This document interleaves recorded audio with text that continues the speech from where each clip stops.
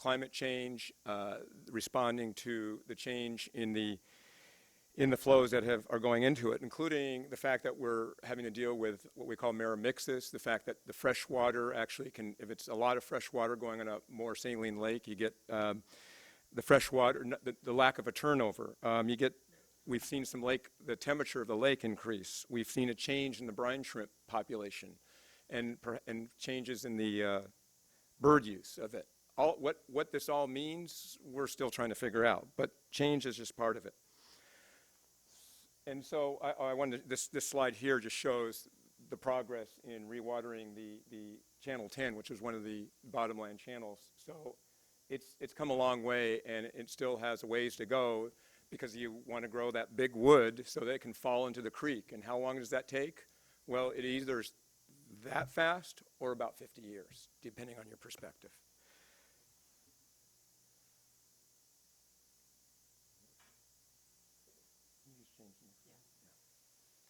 Well, let me talk about the drought and the managing ecosystem and water supply expectations. So this obviously shows that the lake is dropping, and as Marty said, I was going to show this slide. There's a lot of information here, and bear with me here, because where we are right now is at the right-hand side. The lake is going to be, as of next April, unless we get a very wet winter, it will drop below a key threshold level where the department's exports decrease. So what that means, as Mark Del Piero said earlier, the Water Board, in its setting the targets for Mono Lake, did anticipate the fact that we were going to have extended droughts. In fact, the seminal work on California's extended droughts in the medieval time was done at Mono Lake by Dr. Scott Stein. But the point is that hopefully we will get some wet years, and we will get up to the red line, dotted red line on top. That's what we call the stabilization level, the expectation of 63.92. And at that point, actually, the department's exports will increase because they only need to provide enough water for the streams. And one of the things that we had to do, as Marty said, we had to address questions of how much water would the new stream flow recommendations done in the synthesis report cause Los Angeles to lose water that they thought that they expected from the original decision. And the Mono Lake Committee, as part of the settlement, also was concerned that because part of the settlement is that they're actually advancing, they're advancing exports beyond 16,000. They're getting above the 16,000. As they complete this outlet facility, they'll actually get additional export, 11,000 acre feet of export, before they would have otherwise received under the decision, which would have just capped it at 16,000. We had to address that question in a collaborative modeling process that Marty referred to.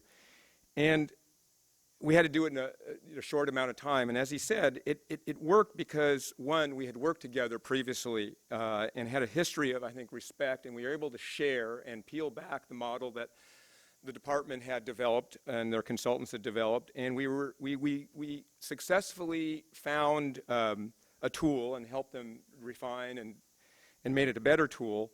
And key was agreeing how to interpret the results, because the favorite saying is all models are wrong, some are more useful than others. And we made this work for us. We still, of course, need to, I think, address the impact of climate change and collect more data, including data so that we can actually see if, for example, the evaporation is increasing. One other thing I want to point out here is the main graph is just the last 33 years. But look in the upper left-hand corner in relation to where Mono Lake was historically. And where would it be today? About 6,420 feet. Where would it be today without the Water Board decision? So that was without exports, without the Water Board decision, about roughly 6,360. And the ecosystem and the air quality and a lot of bad things would have happened. So I appreciate the fact that the Water Board was able to do its job, was able to anticipate droughts, and that we have a state water rights system that works. because I think you'll be hearing about this week about how, in the name of the drought, and as David Cobb pointed out, a lot of crazy things can happen, and I think you'll be hearing about some potential unraveling of federal protections for California. It's my editorial comment about impending drought legislation coming out of D.C. So I just said, I think we've been able to succeed in the last 3 years because of this collaboration and the recognition that we have to deal with, go ahead, next, the droughts. And I'm going to go through this quickly because Richard will actually have a better picture of this. But this is actually January, I'll have to say exactly to give the details, January 2012, the latest that Tioga Pass was ever open. On a frozen Tenaya Lake, Richard is standing on a stump date that grew in Tenaya Lake 700 years ago. Droughts, whether it's 3-year droughts or 50-year droughts, are something that we're going to have to deal with. Next. So I think a really exciting part of the settlement is the fact that we get to do what I call real-time management, and I think, Marty, you've developed the term the wet year group. And that's, to me, people like to use the term adaptive management, but I like to hone in on what we're really talking about here in the settlement is real-time management, where we have a theoretical, here's what we want to do at the different times of year to achieve different things, but what actually needs to be done within those guidelines depends on the hydroclimate for that year and the timing. We know the timing of snowmelt runoff has changed. It's gotten earlier. You can use your historical models. In fact, the model that the Water Board developed was based upon a hydroclimate that was from 1940 to 89, not the amount of variability in terms of dry years and wet years, not the timing has changed. A lot of things have changed. So how do you deal with the fact that our models, we're using historic climate that's different than one we're dealing with? You use real-time management. And I think the settlement gives us, it sets the boundaries in terms of the flows. It sets the boundaries very clearly, but within that, we will be doing a lot of real-time management. And the settlement, and part of the other thing I think the settlement also does is, and what we've been able to do the last few years, is the Water Board stream scientists, as well as DWP, I think truly appreciate and value the eyes and ears and expertise that the Mono Lake Committee and Caltrout have been able to bring because of literally 3.5 decades for some of us who've been working there. Jeff, 24 years now, the Mono Lake Committee. It's truly a remarkable amount of knowledge that is contained within the Mono Lake Committee and folks like myself, that it's nice to be appreciated by Los Angeles. It's nice to be appreciated by the agencies, also the regulatory and the stewardship agencies. So it's a model that I hopefully can be, and we're trying to implement in other places like the San Joaquin River. And we've developed, compliance reporting together. How often does a license holder actually work with what was their former adversary to actually develop a common set of compliance metrics and really follow, and share with, well, here's what we're doing to comply with the orders. What do you think? Did we get this right? So a lot of good things have come out of this collaboration, and I'm looking forward to the real-time management that we can do in the future. If you go back one slide, that was actually the San Joaquin, which is a lot more complicated. One of the things I just also want to point out is how the science changed the thinking of the previous thinking about how to do fish flows. 20 years ago, it was based upon an approach that was completely changed by the synthesis report. We lowered the fish flows because the scientists could see, based upon the work they were doing, that the fish were not doing as well in the wintertime because the flows are actually too high. So not only did we increase the flows that were needed in the springtime to restore some of the processes, we actually lowered the flows in the fall and winter period. So I think one of the things that I think I'd like to generalize about, go ahead, is hopefully, and as we go forward in the Delta, as we go forward in the San Joaquin River, as we go forward in trying to implement the public trust and fish and game codes in other places, and there's a lot of hard work, and in the upper San Joaquin, the Friant settlement is a place where, of course, we're working very hard, but here we are, let's see, 2006, the settlement, we were supposed to have full flows in the river this year. I'd say we're many decades away. Well, we got to make this a lot more efficient. I think the Mono Lake lesson is hopefully provides some models of efficiency, even though it was a lot fewer stakeholders, and we were, had a history of working together. But I do think there's some lessons that we can, and in terms of mutual respect, the shared modeling, the things that we're trying to do in other places, but overcoming 50, 75, 100, 150 years of doing things a certain way, of diverting water in certain amounts, of having an agricultural business in a certain way and expecting a dry river. That's a lot to overcome. But the only way it's going to work is if we work hard and have the staying power, and that's what I want to emphasize, the staying power not only at the agencies, but for all the other stakeholders, including the NGOs. Thank you. Thank you, Peter. Mark. Mark has a fun way. We're going to try something different. Hi, good morning, everybody. I'm batting cleanup for this panel. I've enjoyed the conversations thus far, and we'll integrate some comments, and I think we'll see some overlap in them as well. I'm going to step over to the other computer just for a second, and I'll be back.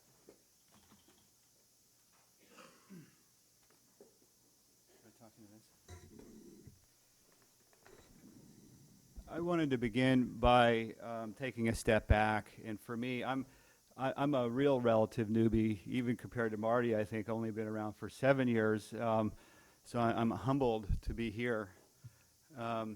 But when I first came into this conversation around the Mono Basin and water in California, when I moved to the Eastern Sierra, I became fascinated with really the bigger conversation that centers on the decision on California water rights are largely centered right here in this building in Sacramento. And those decisions, in many cases, have implications in different geographies, different environments, if you will. And that ultimately the recipients of those water rights or the beneficiaries of those water rights are held in distant communities, in human systems. And in this case, we've got a landmark decision that was made back in '94, and there was prior litigation, obviously, that took place in Sacramento that had direct bearing on the water resources of the Mono Basin, a couple hundred miles to the east, and that ultimately provided the necessary water for 4 million people in today's terms in the city of Los Angeles. And we need to recognize the connection between those two, or those three entities here. What I'd like to do now, if I can here, is take us down to, come on, excuse me. There we go, to the Mono Basin. And this is somewhere on the order of a 700 square mile closed basin with the terminal lake, known famously now as Mono Lake. And what I'd like to do is just take a little trip down from the headwater area where the source waters from Mono Lake and a good percentage of the water that ultimately ends up in Los Angeles occurs. And you're going to have to bear with me because I'm learning about this technology as we go. So at the upper watershed, we've got some really pristine, beautiful environments. We've got lake systems. And as we dive further down and into the watershed, we see a series of creeks that begin and flow. And then we have the water that flows into a place called Silver Lake in the June Lake Loop. And then that ultimately finds its way down to Upper Rush Creek, this area here, and into another lake. And then subsequently from there, Rush Creek in particular, and then further tributaries, Walker, Parker, and Lee Vining Creek, ultimately drain below and into Mono Lake itself. and reaching the deltaic system where the freshwater resources meet the saline water of the Mono Lake. And you've got the lake itself. Now I want to take another look back at the Mono Basin and look at it from a slightly different perspective, because to me, doing so sheds light on some of the complexity and issues that we need to be dealing with. And what we have here is this beautiful system that we were just looking at, but we've got a human footprint that's pretty profound as well. First of all, we've got an enormous different array of jurisdictions. We've got federal lands, folks that are managing the resources. They have resource mandates and obligations. We've got BLM, we've got Forest Service, we've got private land holdings, we've got June Lake Public Utilities District, this is slightly to the south. We've got DWP lands, we've got land commission responsibilities, and even higher up in the watershed, we've got wilderness designations as well. That creates challenges in terms of how does a resource, a basin as a whole, be managed. On top of that, we've got the tributaries, obviously, that are feeding the Mono Lake, and then we've got some plumbing that was put in a little while ago. And if you notice, this plumbing begins, the origin, we're talking obviously about the aqueduct over in Lee Vining, and the plumbing that goes through the basin essentially bisects all of the main tributaries feeding Mono Lake water. And there are diversion points. And then obviously the aqueduct continues and literally goes below ground or right through mountains and deposits water into the Upper Owens watershed. And on top of that, we've got a bunch of dams that are installed and that have been implemented or created on behalf of the department as well as Edison to control flows of water that had historically flowed down the basin. And then on top of that, just to add some additional flavor, we've got all kinds of monitoring stations, measured flow gauges, etc. And my point in showing this is that we had in that first flyover sort of a view of the natural landscape. And what we've got today is that natural landscape with a profound human footprint in it. And that footprint is here to stay. And that the connection of what happens within that footprint here, the decisions that are made in Sacramento, also has implications, I think, as Marty referred to the people in Los Angeles. And we need to be thinking as we move forward on discussing and trying to work through these complex issues, what does it mean to have a broader ecosystem with a human system integrated in, and that will be for, I think, evermore. So, that was my video moment. What's the connection? Why is this important? For me, something that I took away from thinking about the ecosystem, human system footprint nexus is that Decision 1631, I think, was the first time that I saw or that I've become familiar where they're really integrating and looking at the needs of the environment as well as the needs of the people in Los Angeles to meet their needs for safe and reliable water. That it did so by incorporating the public trust doctrine, recognizing that water in California per the California Constitution needs to be used for beneficial uses, but that's not at the absolute peril of everything else, including the fisheries, the flora, the fauna, the water, the resources in the Mono Basin. Also, the decision really took into consideration and implemented the fisheries code sections 5946 and 5937. So what we saw as a result of that earlier decision, I think, was profound in that we are no longer looking at managing water resources in California solely for the beneficial purpose of human. We need to be thinking about the human needs within the broader context of the ecosystem needs. With respect to looking at how do we ensure, what's the relevance of 1631 to ensuring a healthy fisheries, I think several of the panelists have alluded to a process that was implemented subsequent to or as part of Decision 1631. And that process, first of all, to be clear, it required that flows were maintained below Grant Reservoir for the fisheries. And that it also called out, as I think as Peter was alluding to, that we need to understand more about the dynamics of the Mono Basin and the hydrology before we can prescribe long-term permanent flows that will ensure restoration goals. And that was done largely through the appointment of state-appointed stream scientists, limnology scientists, I think, as Jeff mentioned as well. And these individuals were expertise in their field, and they were responsible to the state, not to the department, not to California Trout, to the Mono Lake Committee. They were responsible to the state to provide robust scientific information to guide policy with respect to water rights in the basin.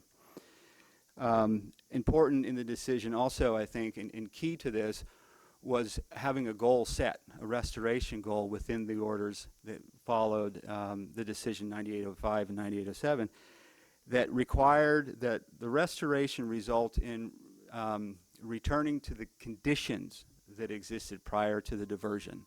Okay, and I look at that definition of conditions as what were the natural processes, or what were the processes, the ecological processes that were taking place in the Mono Basin prior to the diversion, and saying that's the target that we need to be thinking about when we're trying to obtain restoration in the Mono Basin. The fisheries will follow if we can get the system in check. And I think that that was very important because that allowed us to define what the desired condition was, in this case for the fisheries, relative to the current condition of those streams and the watershed as a whole.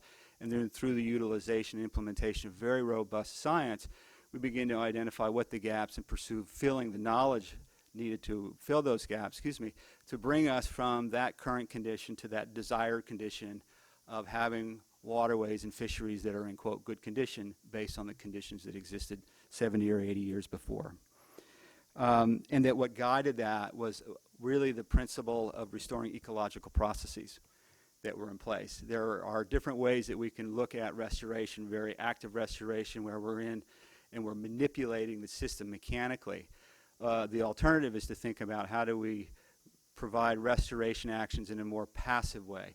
And it was elected by folks back in the early 90s to move on the passive restoration approach, in which we were trying to, I wasn't, people before me were trying to really focus on what was the hydrograph prior to diversion. What did it look like? Marty had alluded to it, and I recognize the challenge, and part of the reason I wanted to show the complexity is you guys are somewhat subject to what goes on upstream, so on and so forth.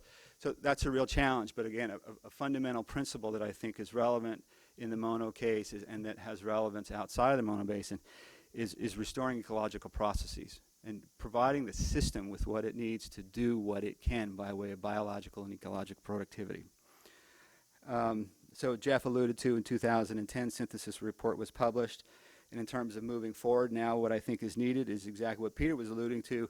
We need the state board's support to help us move a settlement agreement that came out of 3 years of deliberations after the synthesis report that does in fact contain long-term flow guidelines that we all collectively, people that have been working in the basin way longer than I, collectively have come together in agreement and say this is what we believe the course of restoration should take moving forward. So a foundation in law was there.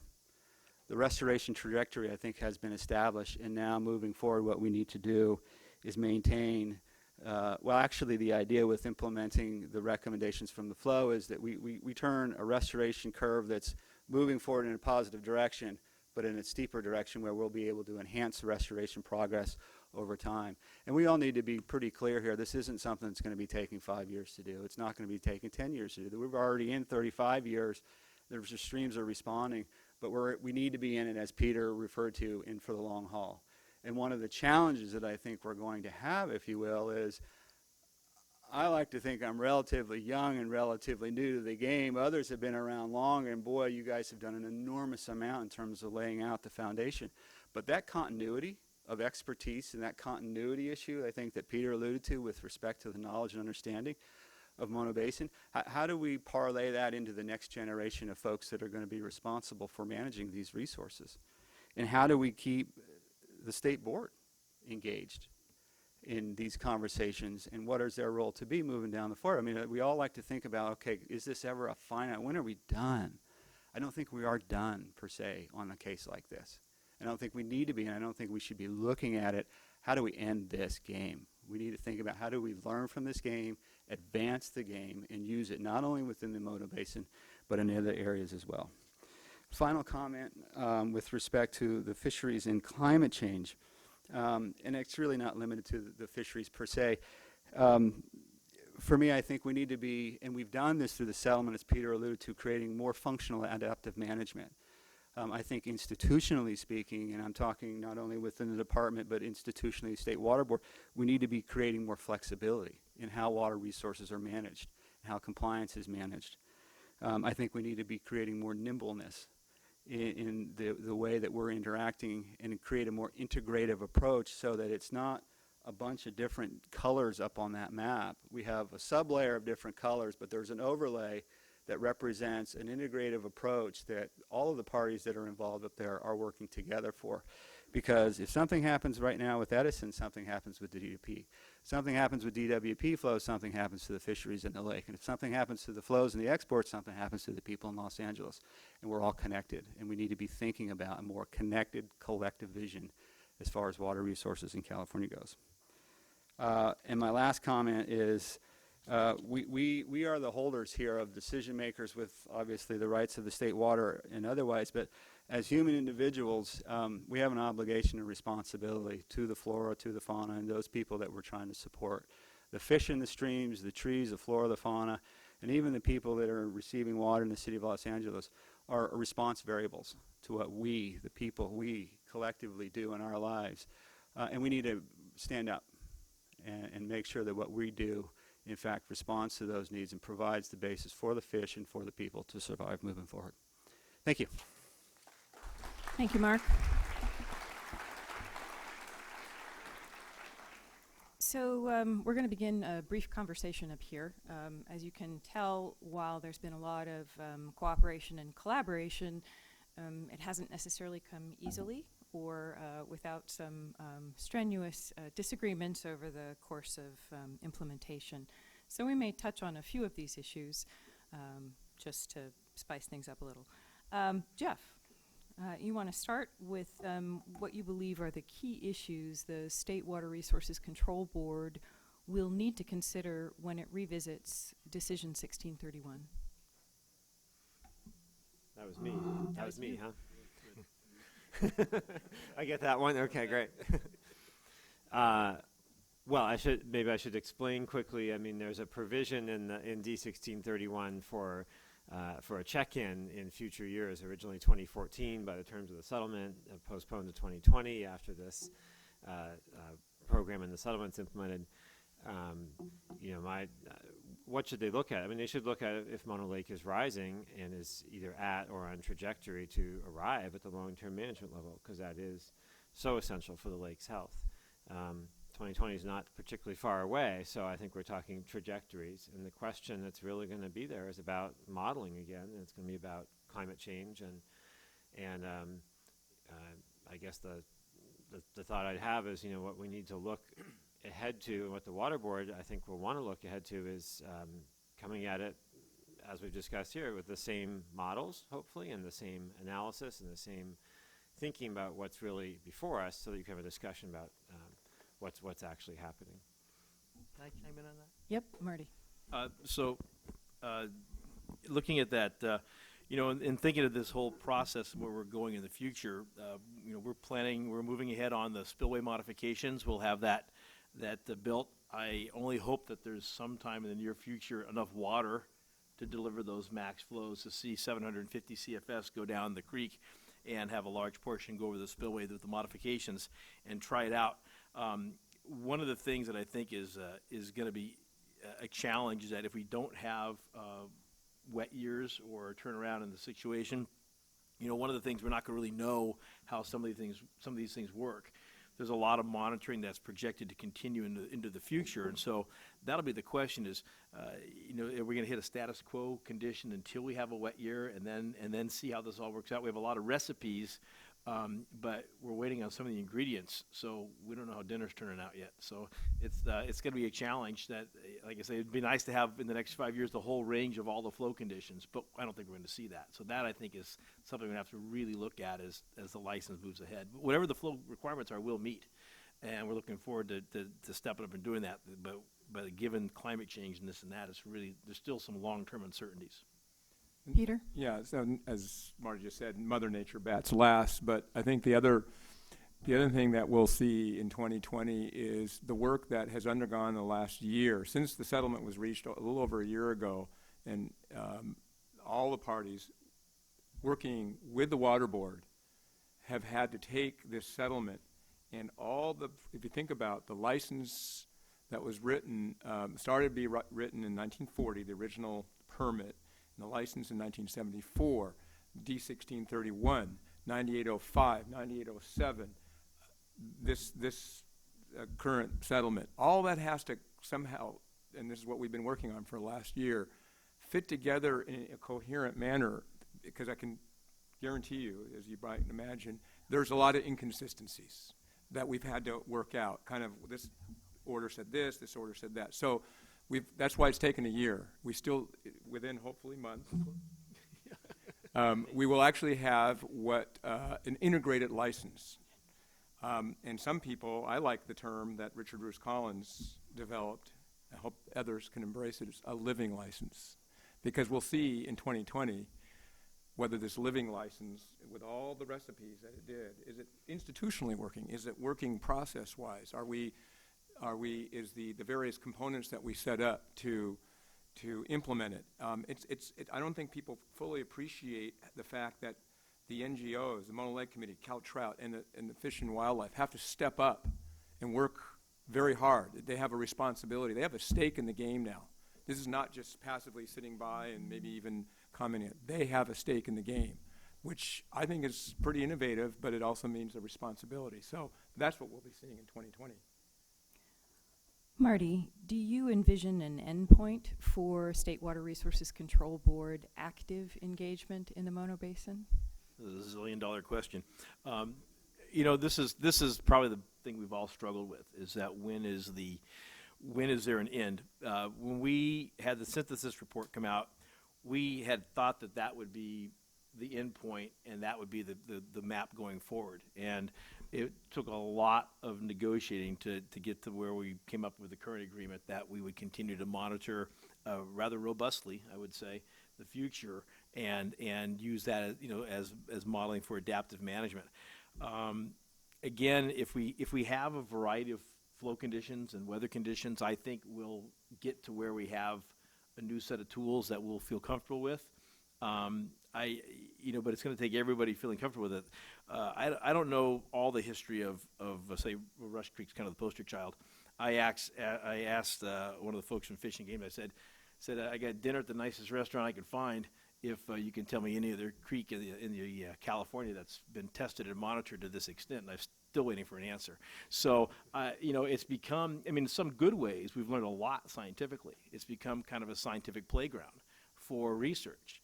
And the question is, will that continue forever? Will it be on the ratepayers of LA's, on their list of things that they're responsible for? So I don't know what the end will be, but I'm hoping that we'll have enough variety to at least try to get to that point in the next few years, enough variety of flows to see how it works out.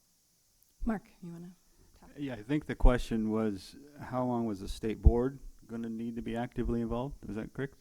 And I think for the younger folks, the 20 staff here, you've got some job security in the sense that I don't think the role of the state board ever goes away. There's a level of engagement, if you will, but as the water right granting entity, I think there's an obligation on the part of the board to make sure that those rights are being followed and compliance is being realized on all fronts. So there may be a tapering role over time, hopefully with the implementation. And I do think we're in a whole new era in terms of the relationships amongst all the parties. And we're sort of making joke like we collaborated and had a lot of fun, but there was a lot of nitty-gritty conversations that took place that weren't necessarily fun. But you know what? One step back, two steps forward, we all understand each other and appreciate where we're coming from. So hopefully it will be tapered off, but I don't see the state board stepping out altogether really ever in the conversation. Jeff? Yeah, I'd agree with that. I think it's helpful to to distinguish the state board's doing a lot of things at the same time in the Mono Basin. So you have compliance monitoring, you have their continuing public trust obligations, and so that's ongoing. The restoration effort is designed to start somewhere and get somewhere and achieve that restoration. And fair enough, there's a tapering back of the monitoring program, of the active restoration program, as progress is made there. So some components, I think, will shrink and become smaller over time. Others are enduring. And just stay informed. That's I think is because we have set up a settlement that we're carrying, the state board appointed scientists overseen by the settling parties will make sure, and Mother Nature will make sure stuff gets done. But the state board needs to stay informed. And if we do our jobs right, you'll be getting the reports, but hopefully you won't be getting any disputes put in front of you. That's what we've tried to set up here, so stay tuned. 20 years of practical experience provides some opportunity to reflect and some perspective. And I guess I'd like to ask you, several of you have mentioned climate change as one of the uncertainties that affects how D1631 is implemented as well as the other decisions. I guess I'd like to ask you, how would you recommend climate change factor into decisions like D1631 or its implementation? How, in a world of uncertainty, do you plan for and provide clear direction, measurable outcomes, and a projected timeline for implementing significant restoration efforts and changes like the ones that we've seen in the Mono Basin? Peter, you want to start? Yeah, well, I want to reiterate what I think was purposeful and perhaps, purposeful recognition that we were going to have dry periods by the lake level objective targets. So we got to remember that when we think about it, in my lifetime, it's kind of funny that this whole idea of climate change has been discovered. Well, guess what? Climate's been changes all the time, and the Mono Basin, I said, is the poster child for that, and recognizing what the swings we've had in California. So the Water Board had the benefit of the research that had been done, the work that had been done, and so in setting up the lake level targets, they've addressed that. Now, the question is what if it, I think maybe your question is well, it could continue to get worse, at some point, well, if we keep having a long drought, we'll get to zero. What does that mean for the water supply for City of LA? Fortunately, we have a progressive enlightened agency, because as Marty says, they're doing a hell of a job and plan to do a lot more. So I think the values that we've in terms of actually, this decision really has a lot of built-in, I would say, buffers, both for the City of LA in terms of the commitment they've made and the support that they're getting from their ratepayers. And so I think, I'm optimistic that this is a good model for climate change. I think there's something to be, and as far as other areas, I can tell you one area that we've really are challenged in the Central Valley with in terms of climate change and just in terms of how we do forecasting based upon so much of the water that we have to work with to make the ecosystems respond is based upon forecasts. And if those forecasts are wrong or we approach them in a very conservative way, we won't be able to achieve that. So we've got to really increase our ability and knowledge of forecasting as best as we can and be willing to take risks. I think that's the other thing in an era of climate change. Water agencies by nature are risk averse. Government is risk averse. Ecosystems can't afford that risk to be all placed on them. So we have to figure out ways that we can deal with the risk that that's being imposed on us by climate change. Can Marty? I jump in? First of all, Peter, thank you we're committed to being a different agency than we have been in the past. So we hope that we'll have some more resiliency locally, so that'll take more stress off the ecosystems where we get a lot of our water in the Eastern Sierra. Taking off what Mark said earlier about we're trying to set up natural ecosystems that'll work on their own. One thing that I was thinking of that's exactly what we want to try to do is to replicate the natural systems. The hard part is that where you have a dam, you'll still have to artificially make those natural systems look natural. So you can't take your hands off, because as long as you have something that humans built in the path of the water, you'll have to interact to make that happen. So what we have planned, say for Rush Creek, is we have planned to duplicate nature as close as we can by use of the facilities that we have. one of the hard things becomes, well, what happens if there's climate change? What would have happened naturally?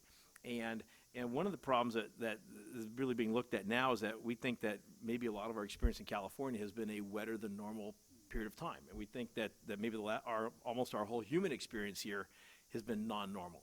And so if that's the case, what about the environments that we've established that we like now, and are they sustainable? Interesting situation coming up. So my guess is Mono Lake will be at 6380 next year in April, and we'll probably get our diversions cut, which means we'll go from 16,000 acre-feet a year to 4,500 acre-feet a year. So we're pretty fully counting it's going to happen. We only made it by a couple inches this year, I think. We all went out and measured together, so there was no discrepancy. We got pictures to prove it, and Jeff put it in his newsletter. So we're just, so no one's guessing. Oh, it was a windy day, and we're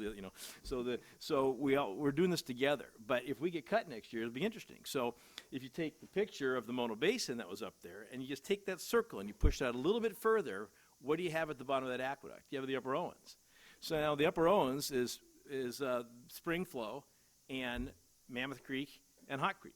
So when you take 11,000 acre-feet less out of Mono Basin and don't put that cold water in to mix with the water from Hot Creek, do you have an Upper Owens trout fishery? This is a big question. It's a huge impact, potentially. It's a huge economic impact. It's a recreational impact. And it's a real question. So, you just, where do you take that circle and you draw a little bit wider, you have potentially other additional impacts. And you say, well, gosh, what happened historically? What happened before we built the aqueduct? Well, there aren't any trout there.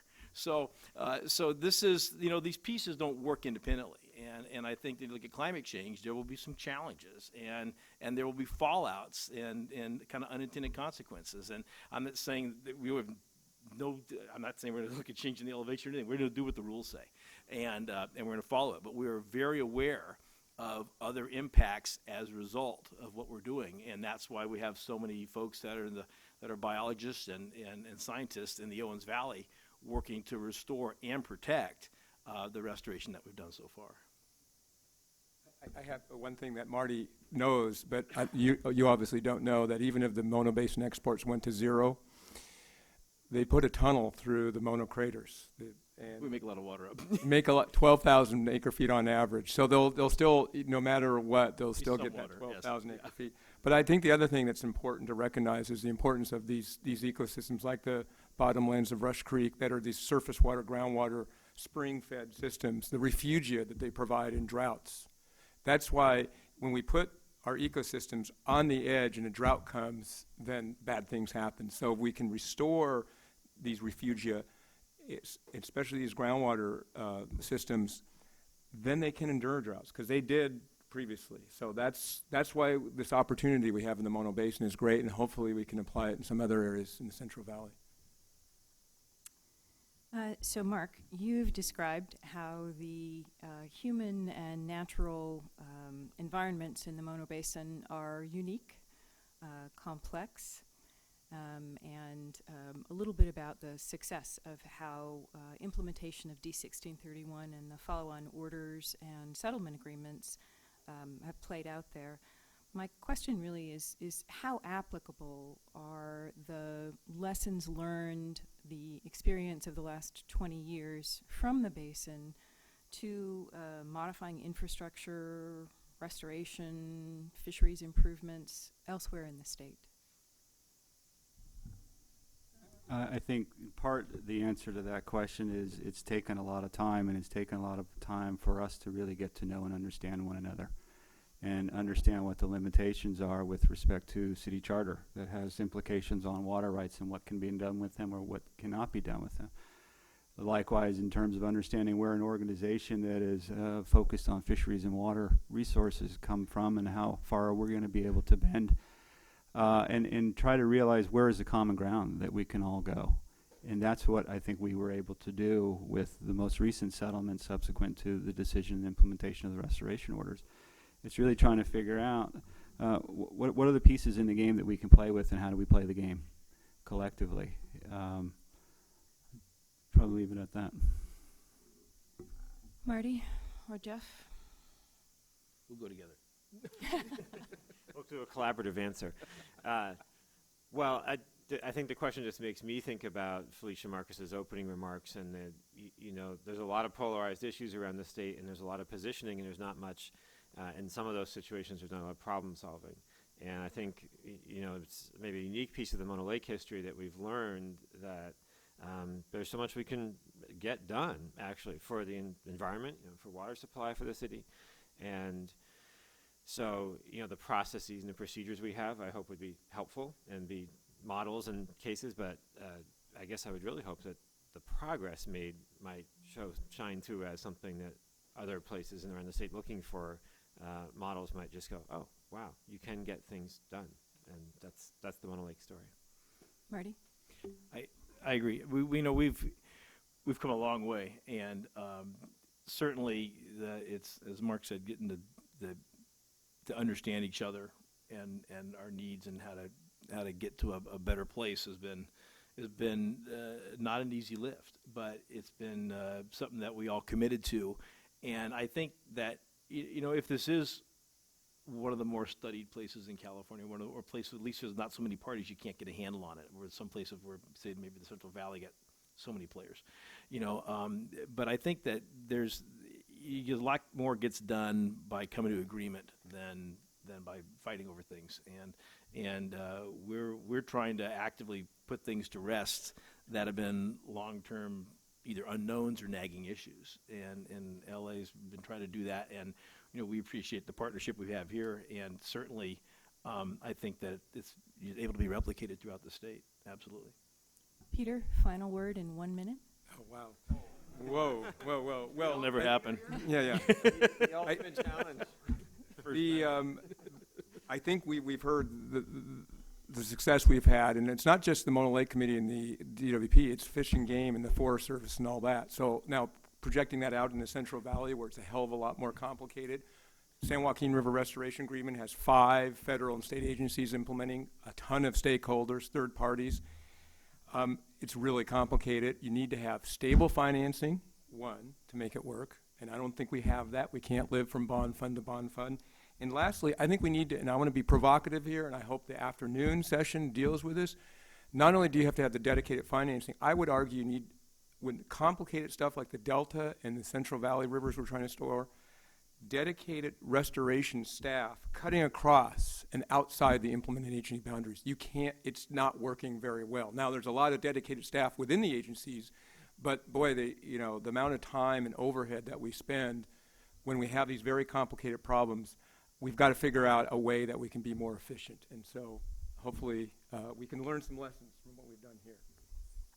Can I ask, since I'm over time, say one? Somebody else? I'm interrupting. Go ahead, Marty. Behind Mark stands a very important person who was probably not literally, but that was probably the glue that kept us together. Richard Bruce Collins, from representing Caltrout, was someone who never lost track of where we're heading, never let his group's agenda or interests overtake the overall goal. And I just wanted to mention him and Caltrout's role because we had a couple times everybody retreated to their corner, but somebody was still standing in the room asking to get together. So just want to acknowledge Richard. Please join me in thanking the panel and cheering them on for the challenges that remain.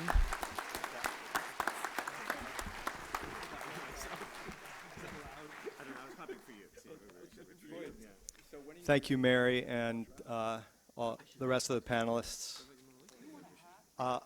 As the panelists depart, I invite Tony Rossman to deliver a brief remembrance of Joe Sachs. Professor Rossman is principal at Rossman and Moore and also teaches at UC Berkeley School of Law.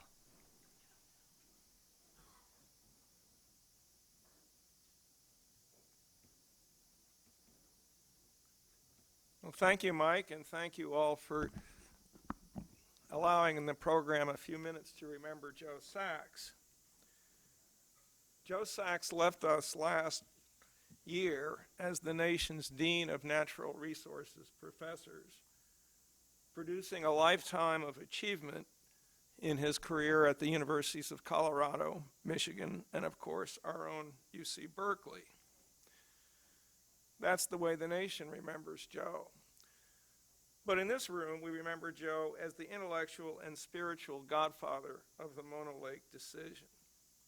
For a few minutes, let us reaffirm Joe's parentage of Audubon's past, the lineage that he may offer for Audubon's present, and invoke his guidance for Audubon's future.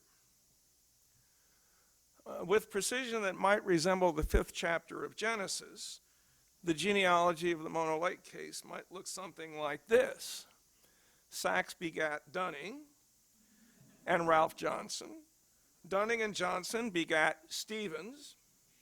Stevens begat Palmer Madden and Bruce Dodge, neither of whom I fear are with us this morning, who argued the case. And Madden and Dodge begat Justice Broussard. We could probably throw in some cousins and in-laws as well. We can confirm that the most influential environmental law review article of all time, Joe Sachs' The Public Trust Doctrine in Natural Resources Law, Effective Judicial Intervention, spawned the public trust doctrine in California water. Let me offer some personal testimony, and if you don't believe me, John Hart is here. He recorded it all in Storm Over Mono, and we have a copy on display out in the foyer. In August 1976, 4 months after opening my law office about 4 blocks west of here, in a then more challenging but still NBA-free environment, I received a visit from 2 UC grad students, a Berkeley undergraduate dropout, and David Brower.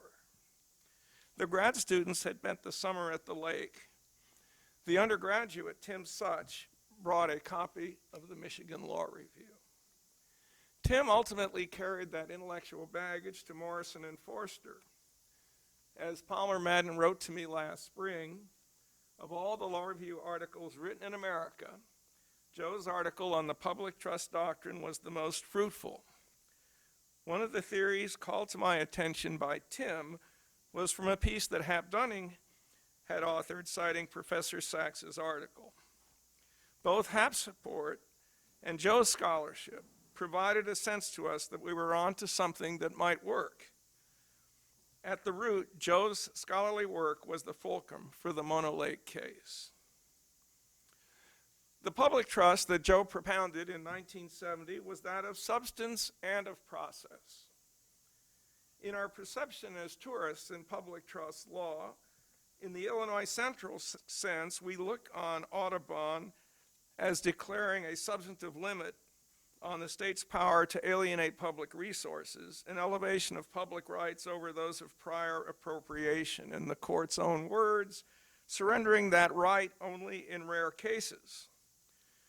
But to Joe, the public trust also created procedural rights in the citizenry to invoke the judicial process where necessary to promote, in his word, democratization of trust decisions, praising courts, again in his words, for manipulating the political burden to aid underrepresented and politically weak interests.